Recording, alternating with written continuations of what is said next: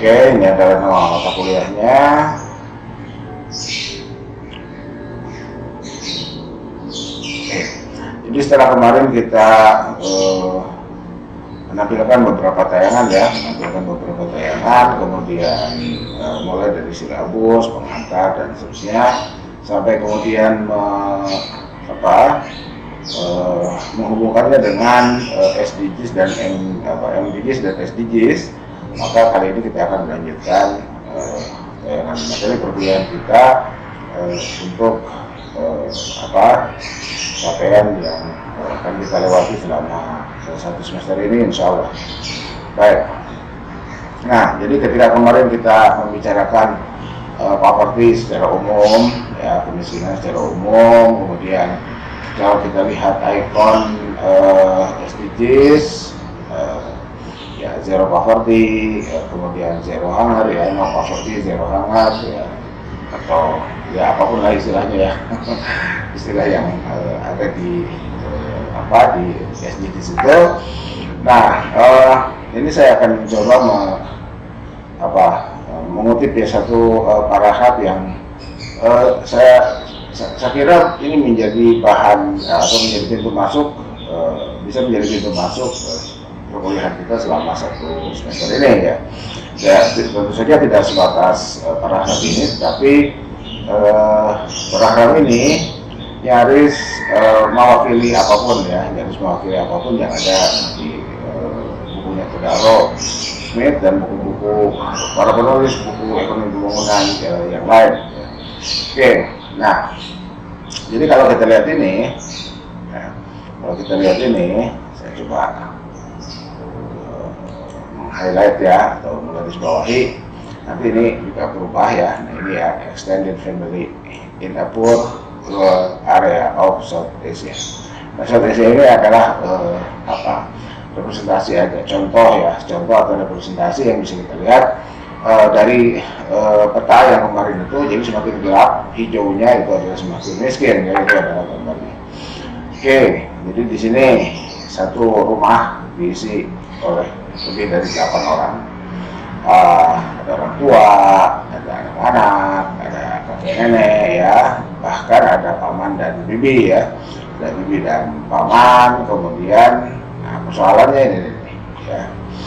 Oke, nah, ini persoalannya. Jadi ini adalah simbol kenapa menanam? Karena memang kita butuh dan gak ada cara lain kecuali dengan menanam di lahan pekarangan kita, anggap saja demikian, ya. Dan ini adalah income-nya, ya, annual income-nya ini adalah seperti ini. Together they live in a poor constructed 1 or 2 room house. Nah, ini, ya. Jadi bayangkan aja, ini 8 1 atau 2, ya. Nah, sementara ini, ya, pemiliknya sendiri kan nggak ada di situ, ya. Nah, oke, kita akan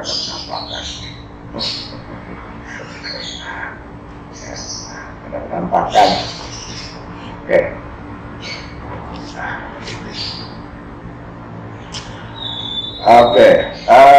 Nah, kemudian di sini kita bisa lihat ini, ya, cannot read or write, ya, cannot attend to school irregularly, ya.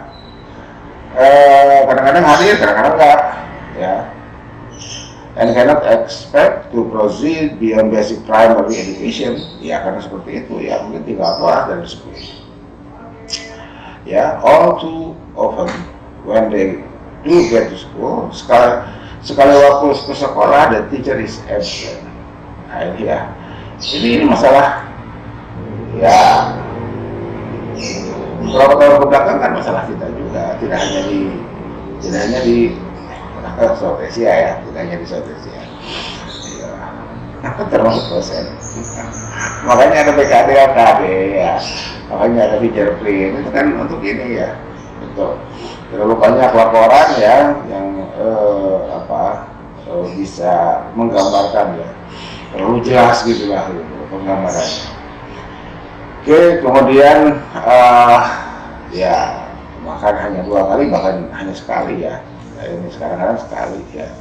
Kemudian nah ini ya, the meals are really sufficient to alleviate the children's persistent hunger pain. Nah ini ya. Jadi kan zero hunger itu kan dari sinilah ini apa narasinya. Ya, bisa kita masuk dari situ. The house no electricity, sanitation, or fresh water supply ya. Jadi listrik terbatas, walaupun ada nggak bisa bayar ya. Kemudian sanitasi jelek, tidak ada air bersih dan seterusnya. Sickness occur often, but qualified doctors and medical practitioners are far away in the cities. Ah ini ya, jadi ya seperti di kita lah ya. Di kita kan di daerah-daerah kan masih kekurangan tenaga medis ya, dokter, tenaga medis masih kurang. Itu nggak ada di desa kan, paling di kecamatan ya. Paling tidak ini beberapa tahun kebelakang lah ya. Kalau sekarang kan kita sudah punya puskesmas yang bagus dan seterusnya ya, sudah mulai terlihat lah. Makanya negara kita naik ya menjadi middle ya, upper middle ya, ke middle lah ya, mendekati upper ya. Oke. Jadi kalau begini kan pernah ada semboyan kan, orang miskin dilarang sakit itu kan ironi ya, ironi, sarkasme, satir atau apapun lah istilahnya ya, yang sering kali kita dengar ya. Nah ini sudah keterlaluan ya. Attending to the needs of the families. Jadi dokter hanya melayani pasien dari kalangan orang kaya. Itu makanya ada BPJS kan, mestinya begitu. Makanya ada BPJS, meskipun BPJS terlihat masih bermasalah, tapi ya paling tidak yang asalnya tidak ada menjadi ada lah ya di negara kita. Oke, jadi terlihat tinggal bagaimana hal itu bisa terus meningkat kualitasnya. Ya, the work is hard, the salary is hard, and aspiration for a better life are continually being snuffed out. Ya, hopeless. Ya kan, hopeless itu ya. Terus gimana itu ya? Jadi kan Nurse itu kan membuat aksioma itu jargon ya. Kenapa miskin? Karena miskin. Apa penyebab kemiskinan? Ya miskin, sehingga semacam lingkaran setan. Poverty trap itu menjadi semacam lingkaran. Maaf ya, tidak kenal. Oke, nah ini yang menarik nih ya. For families such as this, the only rely from the daily struggle for physical survival lies in the spiritual tradition of God. Nah ini ya, jadi sedekah, donasi, charity, karitas ya, selawatan, tahlil.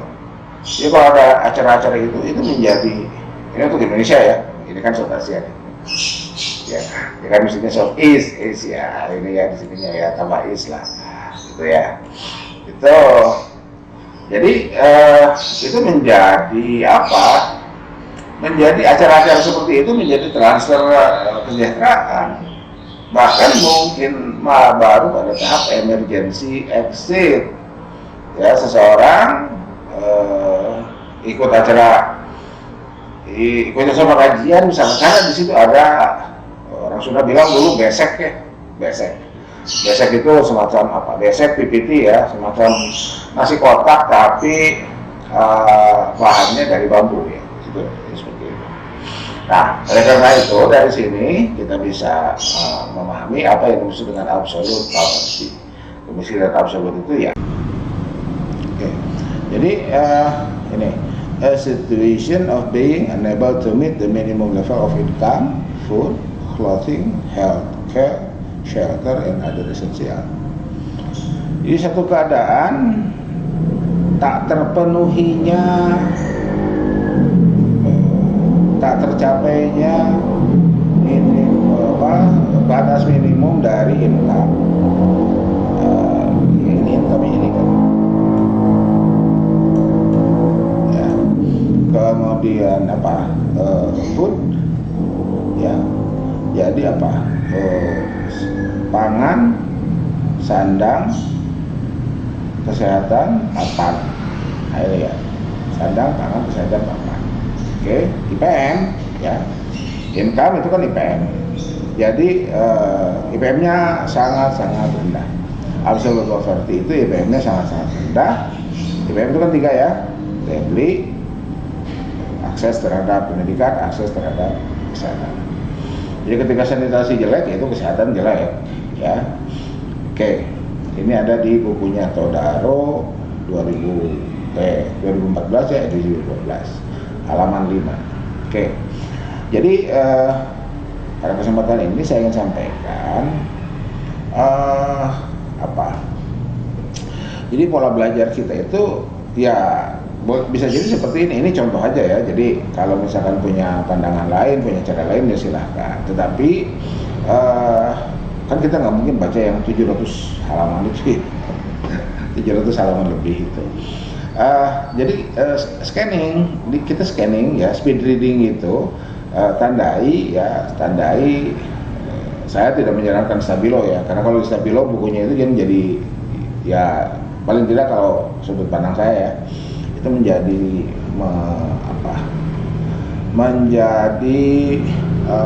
merusak pemandangan ya, merusak pemandangan. Oke, jadi itu ya. Oke, nah sekarang di slide berikutnya penegasan yang tadi ini. Nah ini ya. Jadi yang saya kasih pewarna merah itu adalah bukan konsep ya, itu adalah ya beberapa mengandung konsep ya, kayak extended family itu kan konsep ya, extended family. Kemudian ini kind meaning that they consume a share of the food they grow ya, itu ini kainnya. Nah ini ya, kain ini. Kemudian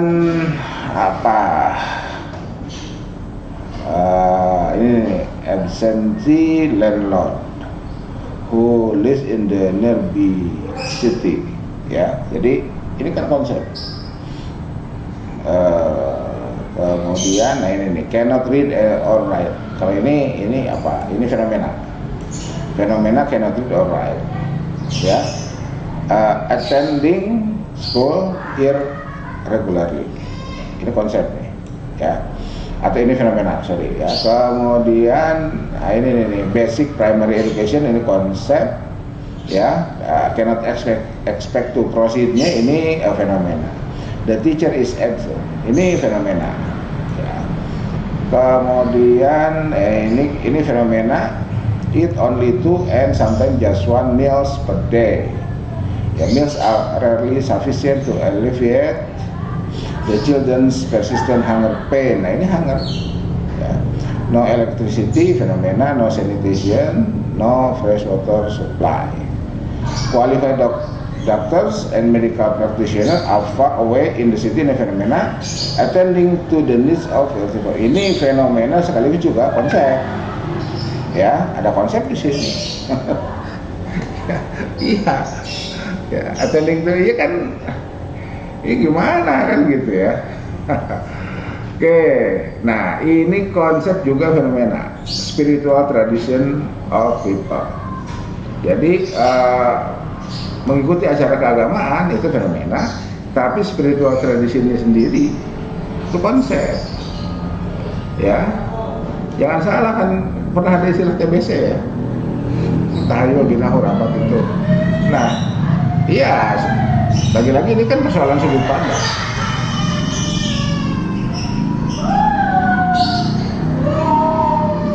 Ini kan persoalan sudut pandang, ya. Ini persoalan sudut pandang. Oke, saya ingin membuat, nah ini ya, ini bisa etnografik penelitiannya. Ya, ini bisa etnografik penelitiannya. Kemudian ya tidak harus oleh atau inilah mahasiswa mahasiswa HES menulis artikel dengan mahasiswa religi tadi, saya bisa begitu ya. Kemudian ini absolute property ya, ini saya kasih biru ya biar beda lah ya. Ini ya, tuh ini lagi-lagi ini pintu masuk untuk kita.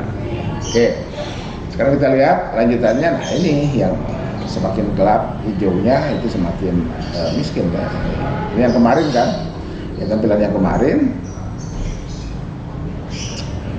Nah, jadi kan masalahnya kan di sini how to get live gitu. Live atau live? Live ya. Live itu kan siaran langsung. Oke, sorry.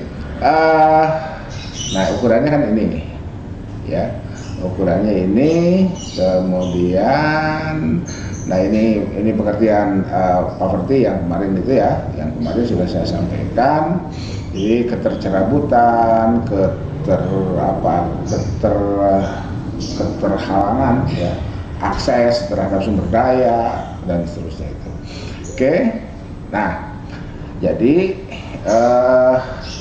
apa yang barusan ditampilkan itu kan ini sebetulnya ya, kalau kita lihat dari SDGs.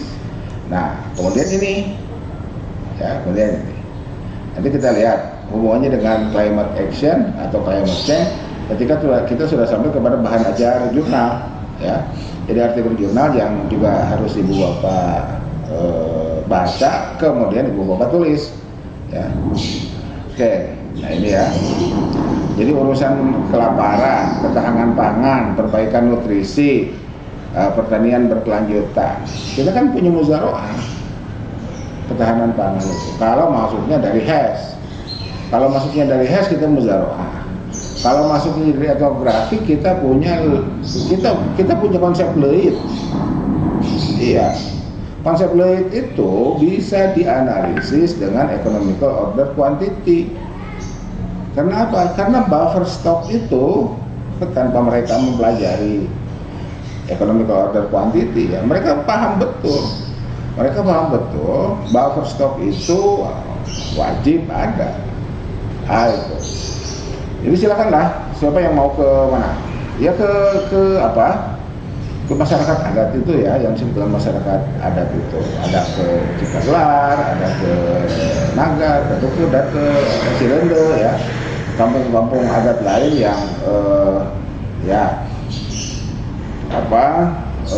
sementara ini kan itu kan menjadi konsep wisata kultur ya, wisata budaya. Padahal tidak hanya wisata budaya, di situ ada kearifan lokal yang bisa kita pelajari, sehingga dari situ kita bisa merumuskan atau paling tidak menginterkoneksikan, kalau mau disebut dengan interkoneksi ya. Nah kalau masuknya dari Islam ya silakanlah, karena begini, ada yang mengatakan multidisiplin, ada yang mengatakan interdisiplin ya.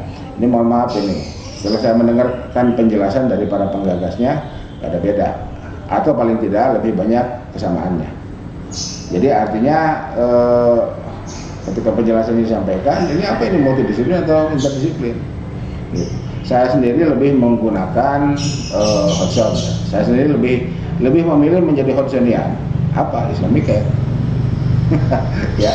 Jadi Islamic itu adalah lanjutan dari Islamic Studies. Nah, ketika oleh kosakata Islamik tidak tersentuh, maka Marshall Hodgson menawarkan konsep Islamic. Itulah yang kemudian saya saya pergunakan lah untuk kelas menulis ya,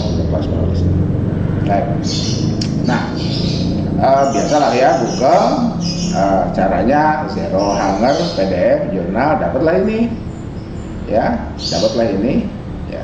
Ini ada 3, banyak sih, ke bawahnya masih banyak ya. Jadi ke bawahnya ini di sini nih, terus ke halaman. Jadi saya kasih contoh seperti ini ya,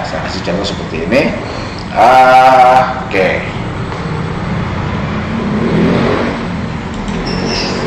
Nah, ini silakan, ini kebetulan bisa di-download ya, ini tulisannya Pak Profesor Kakus ya, dari Unpad.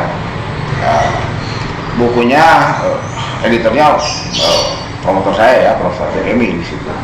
Jadi ada penjelasan Jadi ketika ketahanan pangan ya diantara yang dituliskan di situ kan paling tidak kenapa kemudian menjadi rawan itu pertama pada saat di hulu ya di sawah itu Prof. Rasmus menyebutkan itu tanggung jawab para petani itu. Kemudian pasca panen itu ada di armada, ada di penggilingan, dan seterusnya. Kemudian yang ketiga, dan ini yang sangat menarik menurut saya dalam konteks ekonomi pembangunan adalah perilaku produsen dan konsumen. Jadi apakah kita jadi gini, ada kondisi di mana over production, nah itu ya.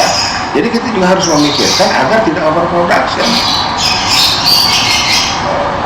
Kenapa? Karena di tempat lain itu boleh jadi 1-2 meter bersebelahan dengan rumah kita kan boleh jadi begitu. Itu ada yang kelaparan. Itu kan seperti itu. Jadi ini manajemen produksi makanan pokok ya, itu harus dibenahi betul-betul. Nah, termasuk juga pola konsumsi.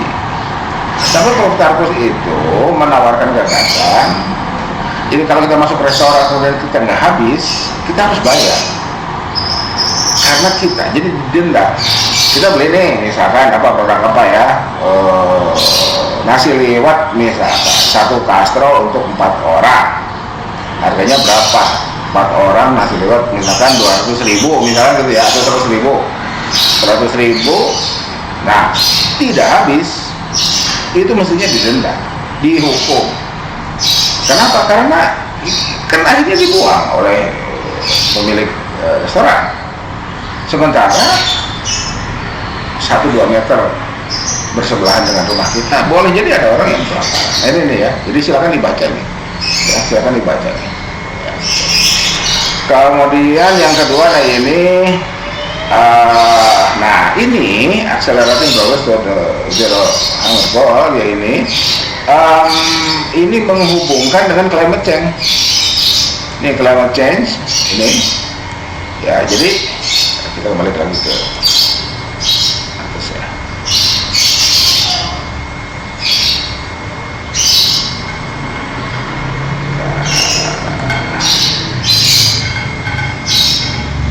Nah ini. Jadi ini kan no poverty, zero hunger, urusannya dengan ini. Itu, ya, itu ditulis oleh penulis, oleh artikel yang ditemukan sama-sama di ResearchGate ya, yang kedua ini. Kemudian yang ketiga ini FAO ya, Achieving Zero Hunger Food and Agriculture Organization. Ini terkait dengan pokoknya harus betul-betul menyentuh atau sampai pada program ProPur. Ya kalau ProPur kembali ke yang tadi ya, zero poverty, zero hunger, no poverty, zero hunger itu.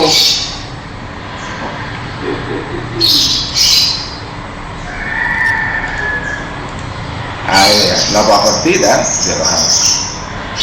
Tuh jadi itu ya. Jadi cara belajarnya seperti ini, saya coba buka pintu-pintu masuk untuk sampai pada bahan-bahan yang terkini ya. Ini kan 2018 nih ya, 2018 ini 2018 ya, dan seterusnya. Oke, sementara sampai sini dulu ya. Tetap semangat. Subhanakallahumma wa bihamdika asyhadu an la ilaha illa anta astaghfiruka Hidayah, Nasionallah wa syirk sabirin, wallahu muwaffiq ila aqwamit thoriq. Wassalamualaikum warahmatullahi wabarakatuh. Tetap semangat.